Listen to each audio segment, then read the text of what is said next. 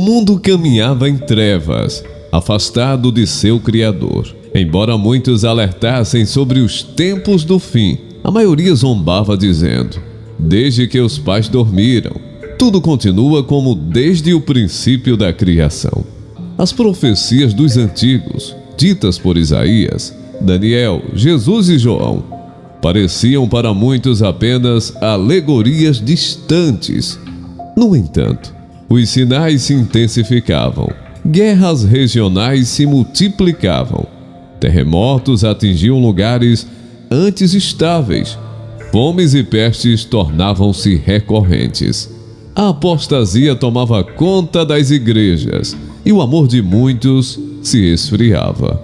Os que ainda eram fiéis às Escrituras sabiam: o tempo estava próximo. A última semana profética de Daniel, os últimos 7 anos da história da humanidade, antes do estabelecimento visível do reino de Deus, se aproximava.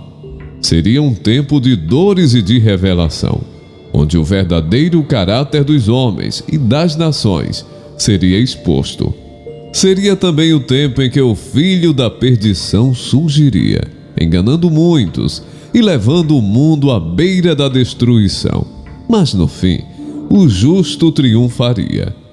A ascensão do anticristo, em meio ao caos social, crises econômicas e conflitos políticos crescentes.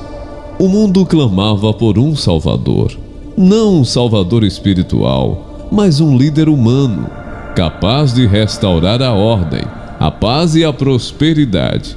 E então ele surgiu. Ninguém sabia ao certo sua origem. Alguns diziam que ele vinha da Europa, outros apontavam para o Oriente Médio. Seu nome verdadeiro pouco importava, pois ele era conhecido por seus títulos: o Pacificador, o Unificador, o Iluminado. Com palavras suaves e discurso envolvente, conquistou corações e mentes.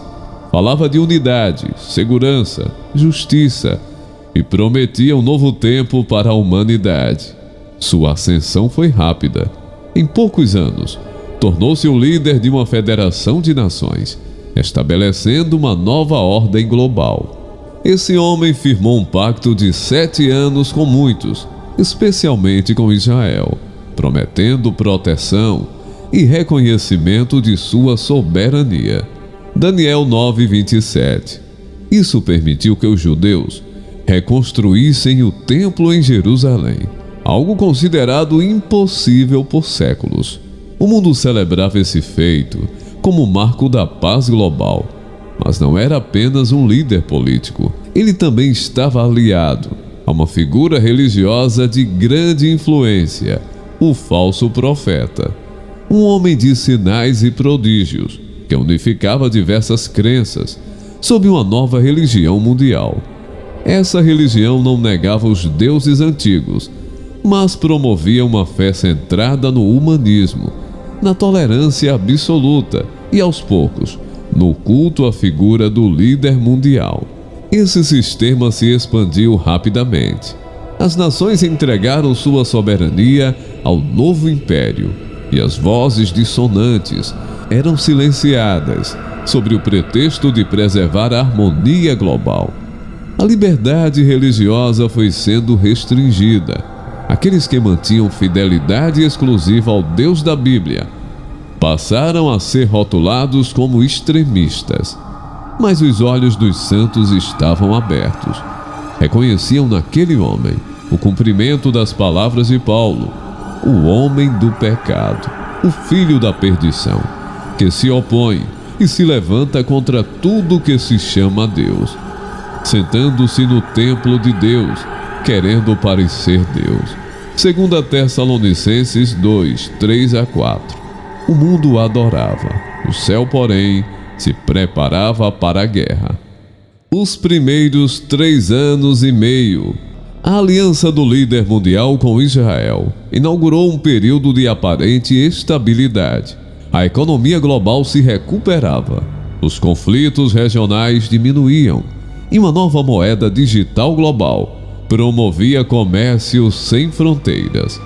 a reconstrução do templo em Jerusalém foi concluída e os sacrifícios diários foram retomados, algo que não acontecia desde o ano 70 depois de Cristo. Mas os que conheciam as Escrituras discerniam que essa paz era ilusória. Os julgamentos do Apocalipse começaram a se manifestar de forma progressiva. O primeiro selo revelou um cavaleiro montado em um cavalo branco, símbolo do falso pacificador, o próprio Anticristo, que havia iniciado seu reinado. O segundo selo trouxe o cavaleiro vermelho, com poder para tirar a paz da terra, e guerras localizadas começaram a surgir novamente. O terceiro, sobre o cavalo preto, trouxe escassez de alimentos. Uma medida de trigo custava o salário de um dia. O quarto, cavalo amarelo, era a morte, acompanhada do inferno, e juntos levaram a quarta parte da humanidade, por fome, pestes e feras. Multidões clamavam por respostas, mas os profetas verdadeiros, agora perseguidos, eram obrigados a pregar nas sombras. O mundo rejeitava a verdade, preferindo os sinais e maravilhas do sistema religioso global. Quando o quinto selo foi aberto, viu-se sob o altar as almas dos mártires que clamavam por justiça. Eles foram mortos por manterem a palavra de Deus e seu testemunho fiel. O céu os consolava, enquanto a terra continuava em rebelião. Com o sexto selo, um grande terremoto abalou o mundo. O sol escureceu, a lua tornou-se como sangue e as estrelas caíram. Homens poderosos se esconderam nas cavernas e clamavam às montanhas: cai sobre nós e escondei-nos da face daquele que está sentado no trono. Mesmo assim, o mundo não se arrependeu. A abominação da desolação. Na metade do pacto de 7 anos, o verdadeiro rosto do líder mundial foi revelado. Ele entrou no templo recém-construído e cometeu o ato que os profetas haviam anunciado há milênios: a abominação da desolação. Daniel capítulo 9, verso 27. Proibiu os sacrifícios judaicos e exigiu adoração a si mesmo como Deus. Uma imagem sua foi erguida no lugar santo. O falso profeta ordenou que todos adorassem essa imagem e instituiu sinais e prodígios para enganar até os eleitos, se fosse possível. Apocalipse 13, 13 a 15. Quem se recusasse a adorar era morto. Neste ponto, o sistema mundial impôs um selo de controle absoluto, a marca da besta. Ninguém podia comprar ou vender sem o sinal na mão direita ou na testa. Apocalipse 13, versos 16 a 17. Era mais que um sistema financeiro. Era um juramento de lealdade ao anticristo. Os fiéis a Cristo recusavam essa marca, mesmo diante da fome, exclusão e morte. A perseguição aumentou. Os santos foram entregues nas mãos da besta por 42 meses. Apocalipse 13, versos 5 a 7. As escrituras se cumpriam diante dos olhos daqueles que haviam vigiado e esperado. Quando, pois, virdes a abominação da desolação, então fujam para os montes. Mateus 24, 15 e 16. E muitos assim fizeram, mas Deus não abandonara os seus. Vozes proféticas surgiam. 2 poderosos profetas começaram a testemunhar em Jerusalém por 1260 dias. Com autoridade divina para ferir a terra com pragas, fechar o céu e anunciar o juízo. Apocalipse capítulo 11, versos 3 a 6. Enquanto a besta se exaltava, o céu preparava sua resposta. O início da grande tribulação. Com a queda do pacto e a instalação da abominação no templo, iniciou-se a fase mais terrível do período profético, a grande tribulação. Jesus havia dito: porque haverá então grande aflição, como nunca houve, desde o princípio do mundo até agora, nem jamais haverá. Mateus 24, 21. Os julgamentos de Deus contidos nas trombetas e nas taças da ira, começaram a cair com crescente intensidade sobre a terra rebelde. A cada toque, o juízo era derramado não apenas como punição, mas como apelo ao arrependimento, um apelo que a maioria rejeitava com obstinação. As trombetas. A primeira trombeta trouxe saraiva e fogo misturado com sangue, que queimou a terça parte das árvores e toda a erva verde. A segunda fez cair algo como um grande monte ardente no mar, e a terceira parte do mar tornou-se em sangue, matando peixes e destruindo navios. A terceira trombeta caiu sobre os rios e fontes, envenenando as águas. Muitos morreram ao bebê-las. A quarta trombeta escureceu a terça parte do sol, da lua e das estrelas. O dia e a noite se tornaram sombrios. Então um anjo voou pelo meio do céu e bradou: Ai, ai, ai dos que habitam na terra. Apocalipse 8:13. Pois os juízos seguintes seriam ainda mais severos. Com a quinta trombeta, abriu-se o poço do abismo, e dele saíram criaturas semelhantes a gafanhotos, mas com poder para atormentar os homens por 5 meses. Eram demônios soltos, e naqueles dias os homens buscarão a morte e não a acharão. Apocalipse 9:6. A sexta trombeta liberou 4 anjos presos junto ao rio Eufrates. Eles lideraram um exército sobrenatural de 200 milhões, que matou a terça parte da humanidade. Mesmo diante de tais horrores, os homens não se arrependeram de suas sombras, nem deixaram seus ídolos, feitiçarias ou imoralidades. As taças da ira. Então vieram os 7 anjos com as 7 taças da ira de Deus. Apocalipse 16. Cada taça representava um juízo total, não mais limitado como os anteriores. A primeira trouxe úlceras malignas sobre os que tinham a marca da besta. A segunda transformou o mar em sangue, e todos os seres marinhos morreram. A terceira afetou rios e fontes de água, tornando-os sangue. A quarta aumentou o calor do sol, queimando os homens com fogo. Mesmo assim, blasfemaram o nome de Deus. A quinta trouxe trevas sobre o reino da besta, dor, angústia, mas sem arrependimento. A sexta secou o Eufrates, preparando o caminho para a batalha final. Espíritos imundos saíram da boca do dragão, da besta e do falso profeta, para enganar as nações e reuni-las para o Armagedon. A sétima taça resultou em um grande terremoto que dividiu cidades, derrubou montanhas, e uma saraiva de pedras de quase 40 quilos caiu sobre os homens. Neste tempo, o mundo estava dividido, os que adoravam a besta e os que invocavam o nome do Senhor. Os santos, embora perseguidos e abatidos, mantinham firme o testemunho de Cristo. Muitos foram martirizados, mas cada lágrima era preciosa diante de Deus. Enquanto os reinos humanos se demoravam e a natureza gemia, o céu se preparava para o clímax da história, o retorno do Rei dos Reis. A batalha final. O mundo estava exausto. A terra, ferida pelos juízos de Deus, gemia sob o peso do pecado e da rebelião. Ainda assim, o espírito de resistência contra o Senhor permanecia ativo entre os homens. Era o tempo do último confronto entre as forças do bem e do mal, anunciado por séculos pelos profetas. O confronto que ocorreria no Vale do Megido, chamado em hebraico Armagedon. Apocalipse 16:16. Após o derramamento da sexta taça da ira, o rio Eufrates foi secado, abrindo caminho para que os reis do Oriente marchassem com seus exércitos rumo ao Oriente Médio. Era mais que uma guerra geopolítica. Era a reunião de todas as nações da terra para desafiar a soberania de Deus e destruir Jerusalém, o povo de Israel e qualquer vestígio da fé verdadeira.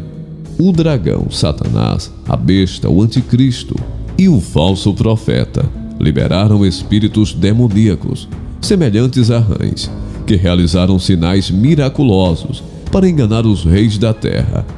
Convocaram-nos à batalha com palavras de orgulho e independência, apresentando o confronto final como ato de libertação da tirania divina. As nações atenderam. Tropas marcharam do norte, do sul, do leste e do oeste. Armamentos modernos, drones, tanques e soldados se reuniam no vale de Jezreel, preparando-se para o embate. Israel, novamente cercado por todos os lados, estava à beira da destruição. O anticristo, agora entronizado como Deus nas nações, preparava-se para consolidar seu reinado com uma vitória militar decisiva. Neste ponto, os céus se abriram. Um silêncio antecedeu a tempestade final. As multidões na terra estavam inquietas, e os santos perseguidos erguiam seus olhos em expectativa, pois o dia do Senhor estava próximo. O céu escureceu como nunca antes. O sol perdeu seu brilho. A lua tornou-se como sangue, e as estrelas do céu pareciam cair como folhas levadas pelo vento. Mateus 24, 29. O mundo parou. Em meio ao caos, um sinal grandioso apareceu no céu. Um clarão que atravessou os céus, do oriente ao ocidente. Era o cumprimento exato das palavras de Jesus. Então aparecerá no céu o sinal do Filho do Homem. Mateus 24, 30. Todos os olhos se voltaram para o alto. Homens poderosos, reis, generais e os exércitos reunidos em Armagedon levantaram os olhos. E então ele veio. João, exilado em Pátimos, o havia visto séculos antes, e agora suas palavras se cumpriam. Viu o céu aberto, e eis um cavalo branco. O que estava sentado sobre ele chamava-se Fiel e Verdadeiro, e julga e peleja com justiça. Apocalipse 19, 11. Jesus Cristo, o Rei dos Reis e Senhor dos Senhores, apareceu montado em um cavalo branco. Seus olhos eram como chama de fogo, e em sua boca havia muitos diademas. Estava vestido com um manto tingido de sangue, e seu nome era a Palavra de Deus.